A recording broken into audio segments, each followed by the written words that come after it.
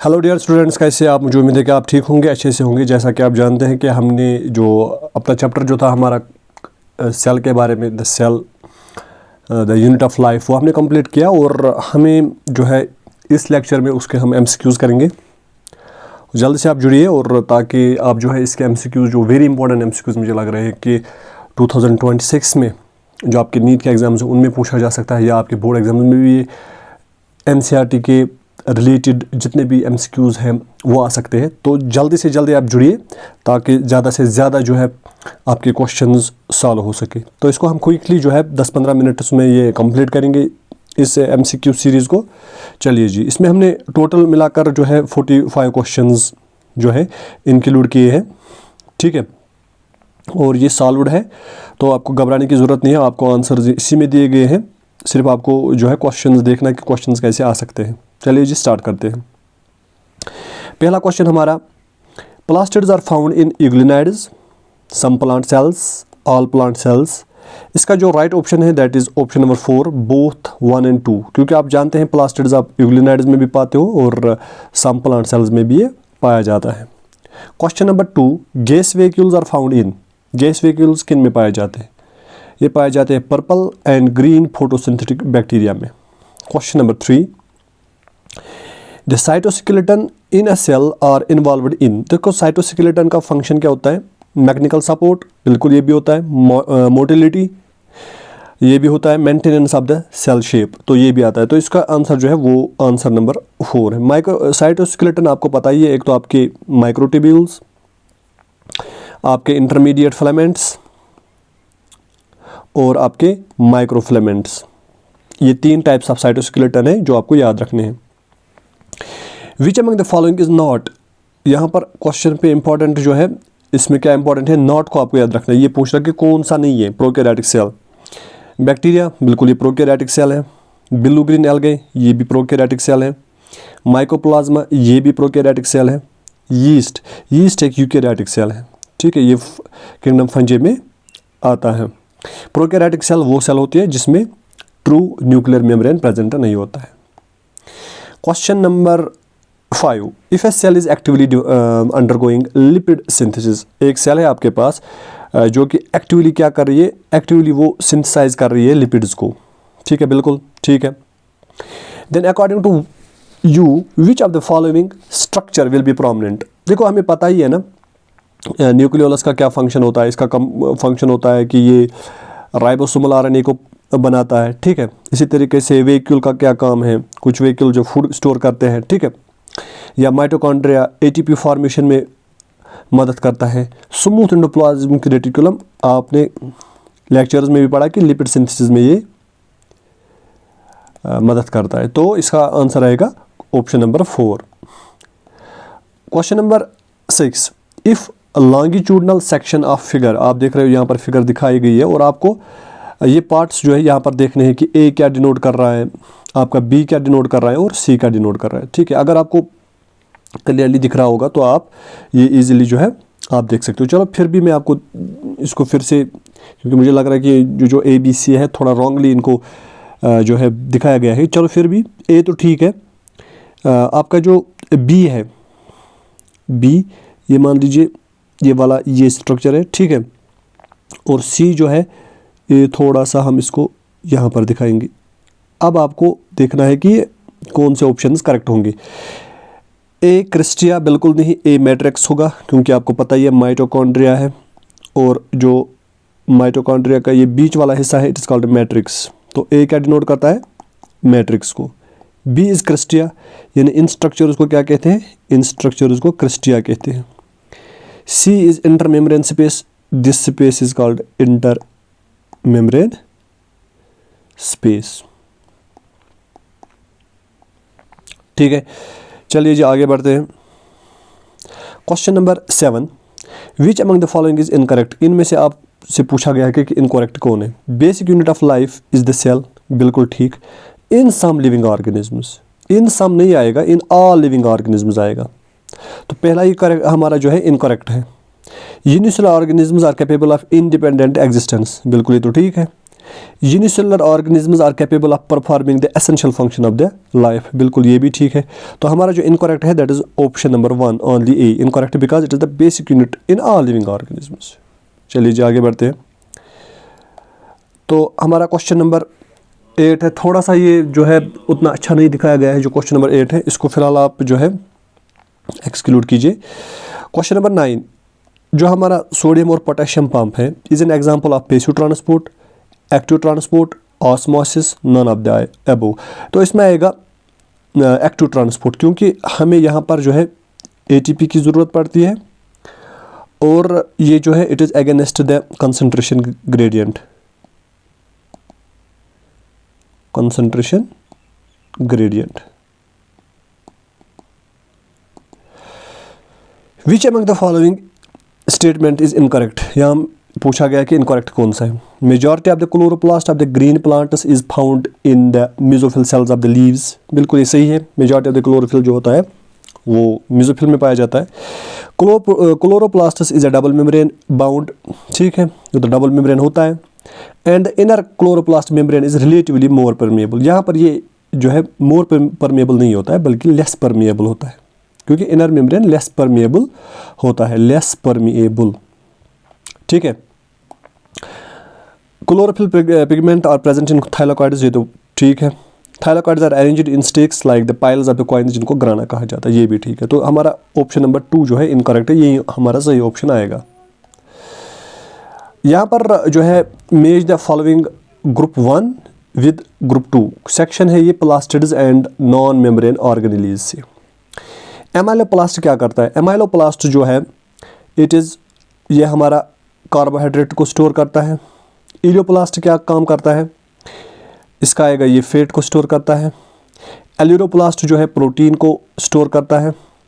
Chromoplast जो है इसमें ज़ैंथोफिल्स होते हैं और क्लोरोप्लास्ट जो है वो आपका क्लोरोफिल को स्टोर करता है। तो हमारा किस ऑप्शन में ये आता है? ए का बी है, ए का पी है, बी का एस, सी का आर, तो हमारा ऑप्शन नंबर 2 जो है वो करेक्ट है। Middle lamella mainly consists of calcium pectate, सही बात है। होल्ड डिफरेंट नेबरिंग सेल्स, बिल्कुल ये भी सही है। Is formed as cell plate, जब साइटोकिनेसिस होती है तो उस टाइम ये सेल प्लेट बनाता है, बिल्कुल सही है। All of the options are correct.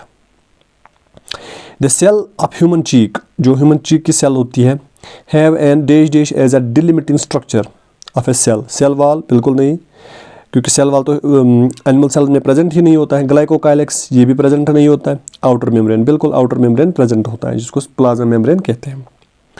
Non membrane bound organelles, ठीक है, फाउंड इन सेल्स, सारे सेल्स में पाया जाता है। और ये नॉन मेम्ब्रेन बाउंड ऑर्गेनेलीज होती है, साइटोप्लाज्म में पाया जाता है। ये कौन सी ऑर्गेनेली हो सकती है? Chloroplast, mitochondria and rough endoplasmic reticulum of the cell, these characters belong to which cell organelles? Found in the cytoplasm में भी पाया जाता है, क्लोरोप्लास्ट में होता है, माइटोकॉन्ड्रिया में भी होता है, रफ एंडोप्लाज्मिक रेटिकुलम पर भी होता है। सेंट्रियोल, बिल्कुल नहीं। वेक्यूल भी नहीं आएगा, लाइसोसोम भी नहीं आएगा, बल्कि राइबोसोम्स आएंगे, क्योंकि राइबोसोम्स आपको पता ही है ना, इन पर मेम्ब्रेन्स प्रेजेंट नहीं होते, ठीक है, और ये सभी सेल्स में पाए जाते हैं। और साइटोप्लाज्म में ये होते हैं, क्लोरोप्लास्ट में भी होते हैं, माइटोकॉन्ड्रिया में भी होते हैं, और रफ एंडोप्लाज्मिक रेटिकुलम के सरफेस पे भी होते हैं। तो इसका right option is ribosomes. Question number 15 eukaryotic system and cell envelope से है। Which group belongs to eukaryotes, इनमें से कौन सा ग्रुप यूकैरियोट्स से बिलोंग करता है? Bacteria, plant, fungi, mycoplasma, protista, plant, fungi and बीजे। इसका आंसर आएगा प्लांट भी यूकैरियोट है, फंजी भी यूकैरियोट है, एनिमल भी यूकैरियोट है, और प्रोटिस्ट भी क्या है? Eukaryote. Question number 16 cell wall is the outermost covering in plant cell which protects the cell from infection, सही बात है। Shows the selectively permeable nature, बिल्कुल ये इनकरेक्ट है, क्योंकि ये सिलेक्टिवली परमिएबल नहीं होता है बल्कि फ्रीली परमिएबल होता है। सिलेक्टिवली परमिएबल हमारा प्लाज्मा मेम्ब्रेन होता है, ठीक है। Helps in cell cell interaction, ये सही है। तो हमें क्या पूछा गया है? Which of the following is correct? तो इसका ऑप्शन नंबर ए और सी आएगा। So option number 4 is correct. Endomembrane system consists of all, endomembrane system ये सभी आते हैं एक्सेप्ट प्लास्टिड्स, ये एंडो मेम्ब्रेन सिस्टम में नहीं आते। The important cell organelles responsible for the formation of glycoproteins, कौन सी सेल ऑर्गेनेली है जो ग्लाइकोप्रोटीन और ग्लाइकोलिपिड बनाने में हेल्प करती है? दैट इज आपका गोल्गी एपैरेटस। तो that is the option number third. Option number third, आपको पता है कैमिलो गोल्गी ने इसको ऑब्जर्व किया था। चलिए जी आगे बढ़ते हैं। Chlorophyll pigment is present in the, chlorophyll कहाँ पर होता है? क्लोरोफिल थाइलाकॉइड एंड स्ट्रोमा में? बिल्कुल नहीं, थाइलाकॉइड में तो होता है लेकिन स्ट्रोमा में नहीं होता, तो ये ऑप्शन गलत है। मैट्रिक्स में नहीं होता है, थाइलाकॉइड में प्रेजेंट होता है। ये आपका क्लोरोप्लास्ट है, ठीक है। और इस क्लोरोप्लास्ट में आपको पता है ना कि थाइलाकॉइड्स प्रेजेंट होते हैं, थाइलाकॉइड्स। तो एक थाइलाकॉइड को बाहर निकालेंगे तो ये थाइलाकॉइड के मेम्ब्रेन में प्रेजेंट होते हैं, क्या? Chlorophyll molecules. तो यहाँ पर तो थाइलाकॉइड है, लेकिन अगर आपसे पूछा जाएगा वहाँ पर थाइलाकॉइड मेम्ब्रेन, तो ये अप्रोप्रिएट आंसर है। Select the correct option स्टेटिंग true, इनमें से ट्रू कौन सा है और फॉल्स कौन सा है with respect to ribosomes. Protosynthesis in eukaryotic cell occurs in the ribosome of nucleus. Ribosome पर तो प्रोटीन सिंथेसिस होती है लेकिन न्यूक्लियस में नहीं, साइटोप्लाज्म में होती है, तो ये ऑप्शन हमारा फॉल्स है। Ribosomes are the granular structures first observed under the electron microscope. बिल्कुल, जब इलेक्ट्रॉन माइक्रोस्कोप ये जो इसकी जो इन्वेंशन हुई थी उसके बाद राइबोसोम्स को देखा गया और ये ग्रेन्युलर स्ट्रक्चर्स होते हैं, तो ये हमारा ऑप्शन ट्रू है। The sedimentation coefficient, sedimentation coefficient जिसको हम, जैसे आपने पढ़ा होगा 70s या 80s, इसमें जो ये S है, ये जो S है ये सेडिमेंटेशन कोएफिशिएंट है, इसी को सैवरटबर्ग्स यूनिट भी कहते हैं।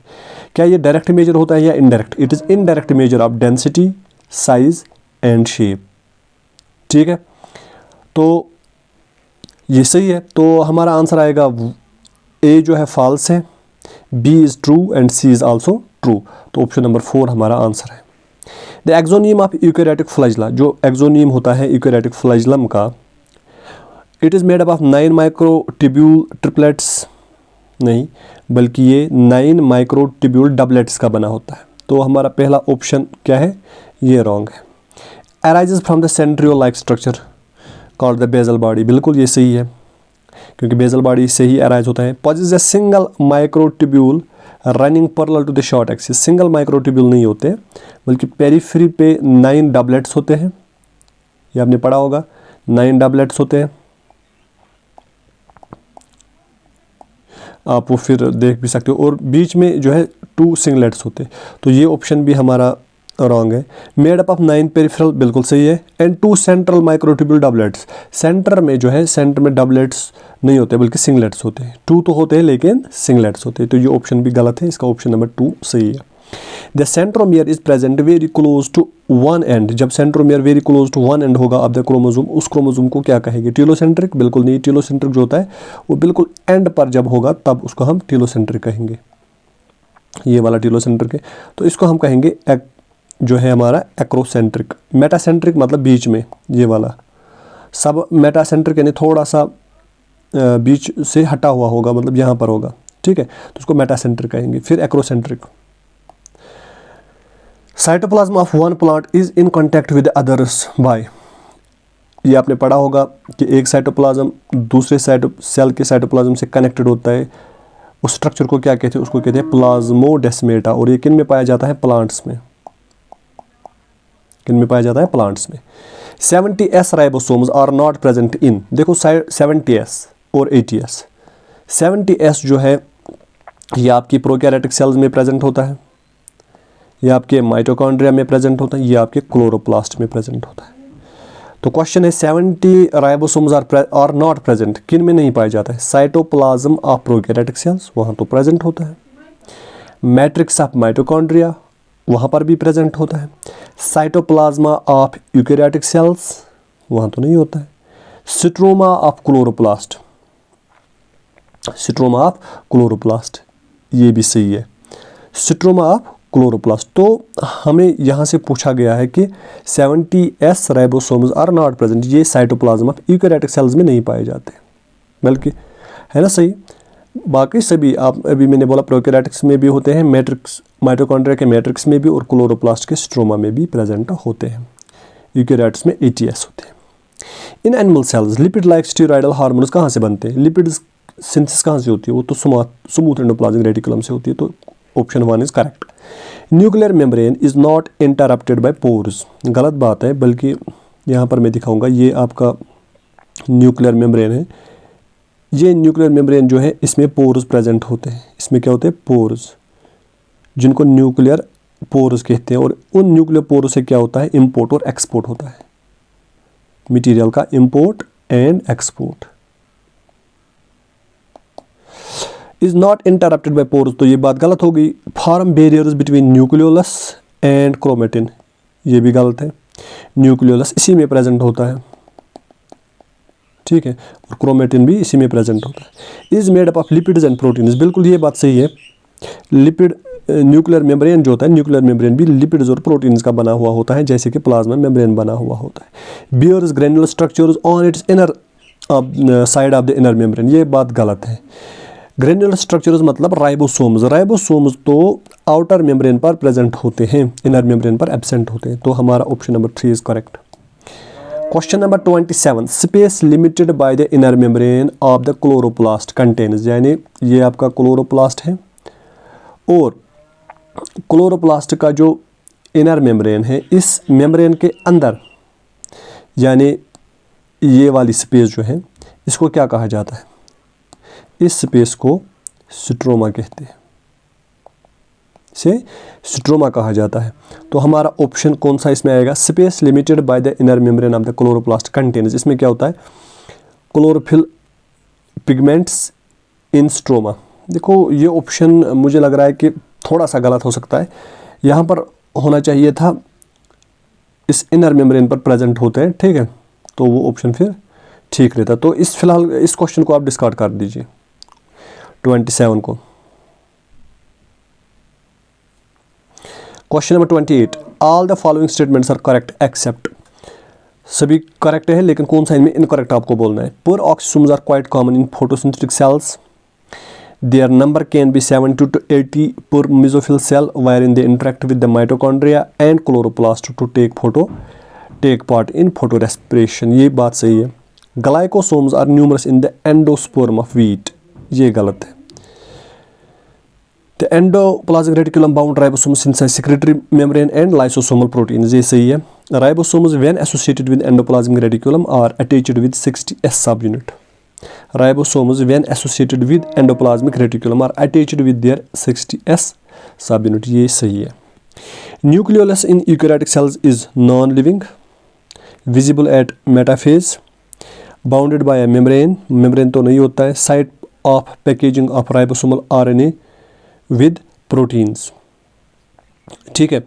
तो इसका ऑप्शन नंबर 4 जो है वो करेक्ट है, it is the site of packaging of ribosomal RNAs। assertion और रीजन, राइबोसोम मेम्ब्रेन RBCs का जो मेम्ब्रेन होता है इज हाईली फ्लेक्सिबल, ठीक है। Amount of external protein cytoplasmic face of membrane is more, सही बात है। तो इसका जो है assertion इज करेक्ट और reason is correct, reason is correct explanation for this.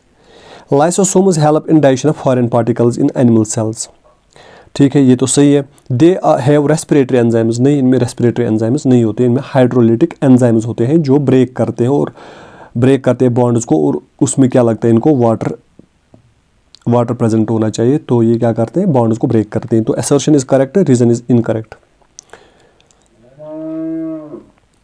How many statements are correct about cytoplasm? A solid matrix, गलत। Main arena of cellular activity, ये सही है। Various chemical reactions occur in it, बिल्कुल होती है। Keep the cell in living state, ये भी सही है। तो 3 ऑप्शंस ठीक है।